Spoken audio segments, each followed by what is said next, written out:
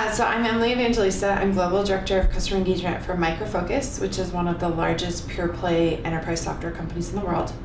I run our customer engagement team, which includes our social media effort. So we help to run our corporate channels as well as some of our executive profiles, and we use EveryoneSocial to curate content for the whole company so that we have a whole social army of ambassadors out there helping to promote the Micro Focus brand. Cool. Let's see here. So in particular around kind of your role, I think that's unique from what we've seen. Mm-hmm. Where does that start in a customer journey and where does it end? Do you own the whole thing? You're working through marketing and sales and everything, or is it like, how do you? Yeah, no, I do think it's unique, which is why I find the position so fascinating. And I can't take credit. My boss came up with the concept and said, hey, what do you think about this? And I was like, yeah, that makes sense. And anymore, I feel like digital is merging with customer experience and that the lines are just blurring. So that's part of the reason why bringing all these customer focused roles that, some of them sit in marketing, but some of them sat outside marketing, bringing them together makes sense from our customer standpoint so that they're having a more seamless and integrated experience with us as a brand. But we don't own all of it. So actually, the way I talk about our team is that we are bridge builders. We're facilitators across the entire company, and we act as that facilitator to have meaningful dialogue between our customers and everyone from product management, sales, support, customer success, marketing, you name it, internally, and we help to connect the dots. So we don't own it, we just help to facilitate it. And social has become a great tool in that toolkit to help facilitate that dialogue.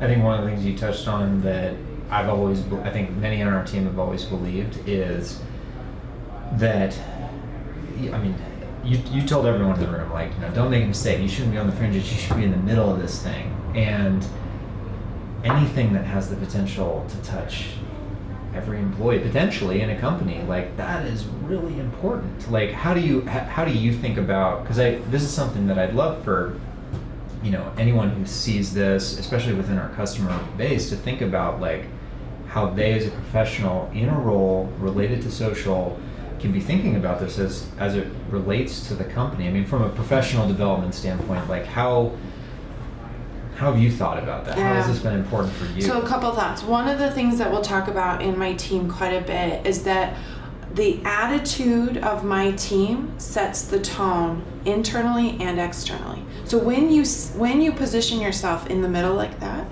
then you're exactly right. Your sphere of influence is actually quite broad. So internally, the way that we represent Micro Focus impacts how all of these other teams start to act and represent Micro Focus. Mm-hmm. So we're able to lead out and set that tone, which I think is really kind of exciting and important. And where Micro Focus has been, where we've acquired so many different companies, we have such a broad portfolio, it can be easy to lose yourself in that company and lose sight of who are we as a company. So we've seen ourselves as helping to define who are we as Micro Focus and really help to socialize that internally. But then you take it a step farther, you're setting the tone for external, for how they're perceiving you as well. Mm-hmm. And that's been one of the things we actually listed as an initiative for this year, was we're going to help shift the brand perception externally of who Micro Focus is. We're not this stodgy old British company that just buys things and then the software goes to die, is the saying. No, Micro Focus is actually really innovative, focused on R&D. We spend more on R&D than anyone would absolutely believe. And we're focusing on R&D on these enterprise products, which seems a little bit backward, but we know how critical they are to our customers. Well, that's our job, to get that message out there externally as well as internally. Mm-hmm. So one of the biggest things that we'll talk about is, look, we set the tone. 2 is never let someone put you in the corner. Like, always map it back into, this is strategic. So social is strategic for the business because of XYZ. And we always use data to tell that story. So our team has a set of guiding principles. One of them is live and die by data. So start your stories with data because it neutralizes the conversation. All of a sudden, people are more open to hearing, what the strategy is behind how you got to that data, right? Yeah. Let me, I want to I want you to tell the story of like, how did you arrive at the place where you wanted to catch people during onboarding? Honestly, I can't take credit. It's my social media team, where they could just see that of all the teams that were growing within the business, our sales teams were building. And so they thought, okay, wait, let's grab them while they're on their way in. Partly because it had been hard to get people's attention otherwise. I mean, just imagine you're bringing two enormous companies together. Everyone is distracted by, one, if they have a job, two, if they matter, three, will they have a job tomorrow? So there was just so much distraction internally that I think it was a challenge, that going after the onboarding was an easy win. And the onboarding teams are always in need of content. They've got to figure out how to bring these groups in. So it was just an easy ask, an easy play. And it started with them first showing up and doing it in person. And then it got to the point where we realized there was enough volume here. We probably should do videos, PDFs, things like that. So it's a little bit more accessible globally. Mm-hmm. We can't be flying to every onboarding event everywhere all over the world. So, but I'll say, the 67% growth that we're seeing in EveryoneSocial users, that is a core derivative out of that onboarding, priority. Yeah, I love your thing of like, show them the 4-minute video, but then get them to do. Yeah. One of the other things we've talked about, so like, just kind of going to 2.0, I forget who was talking about this, but we're just going to take this suggestion from a client and start to kind of encourage others, is like absolutely catching people during onboarding. Mm-hmm. And in particular with those new employees, having their action be like a post to introduce themselves. Someone was doing something where like you had to take a selfie and post it. Yeah. And then that gets it in the system. It provides a way for other people to engage, stuff like that. I think if you position it as, hey, look, this is one, we do all of the work for you. We curate the content for you. We do the SEO. We do the hashtags. All you have to do is go queue it up and post it, right?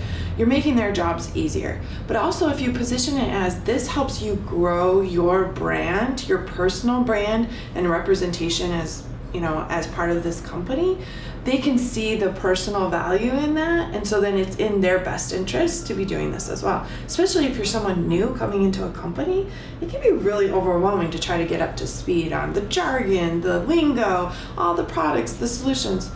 We've done all that for you. You look like you've always been here when you're just brand new. So I think they see the value in that for sure. Cool. My final question was just kind of, we talk a little bit about like intranet and like kind of some of this stuff. What do you see, how do you see employee advocacy as it relates to, the Qualtrics team is all about like, that's all like talent and engagement. So obviously there's the external sharing component. I mean, what if any thoughts do you have on how it relates to, internal employee engagement, retention, and even just, culture and kind of spirit? Yeah. So honestly, when you were showing me 2.0, honestly, you blew my mind a little bit, because all of a sudden I saw you guys in a different space, a different light, right? Which is a need that I think we have, and I think most companies have. So, you can say something is your culture, and then there's the reality, right? And it's not until you model what your culture is that your people start to really adopt it. Well, a key element of that, how do you model it, right? You model it in behavior, but you need to be in front of employees talking about things, showing them, examples of what this looks like for us as a business. And what I see for us is we're trying to force people to get on an intranet. I shared that lots of people are on Yammer and Slack and all these other platforms, but where can you get in front of that many eyeballs and get their attention and really model that culture for them? So what you showed in 2.0 I think could be really interesting, because they're already in there, they're already queuing up their posts, they'll just happen to see some internal content along the way. And I don't think it needs to be a lot either. I think actually if you're doing the right content, a single piece once a week can be meaningful. And so you're shifting my thinking around, how do we, one, position EveryoneSocial internally? How do we leverage some of these other groups to maybe start generating content that goes on the platform?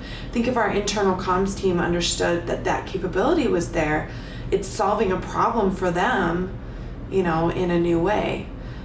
So I actually think it's really interesting, and I think most organizations struggle with that. It's how do you get the key content about who you are as a business to your people in a way that they'll consume it without shoving it down their throats. Yeah, that's because the internet is static and nobody knows where to go or to remember to go there. And you usually bookmark pages, right? I have my travel page, I have my expense page, I have my take my time off, and I'm just going to go to those. I don't spend a bunch of time scrolling through the homepage.